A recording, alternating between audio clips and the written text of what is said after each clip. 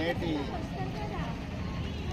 ఈ భారతదేశ రాష్ట్రపిత అయినటువంటి మహాత్మా జ్యోతిరావు పూలే గారి 195వ జయంతి పురస్కరించుకొని చేసినటువంటి పెద్దలు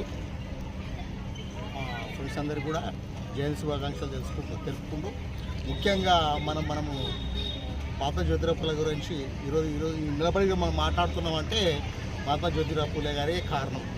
ఈ దేశంలో మొట్టమొదటి శూద్రులకు చదువులేదు.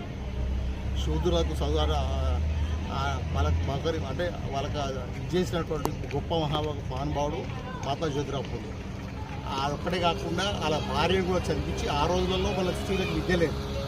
వాళ్ళ భార్య మాతా సావిత్రిబాయి పూలేని చదివించి అతను మరి ఆడవారికి కూడా చదువు ఈ దేశంలో ఆడవారికి కూడా చదువు ఉపకరించి ఈరోజు మహిళలు కూడా మన అందరూ కూడా ముందంజలో ఉండడానికి కారణమైనటువంటి ఆ మహానుభావులను మనం జ్ఞాపకం చేసుకోవాలి.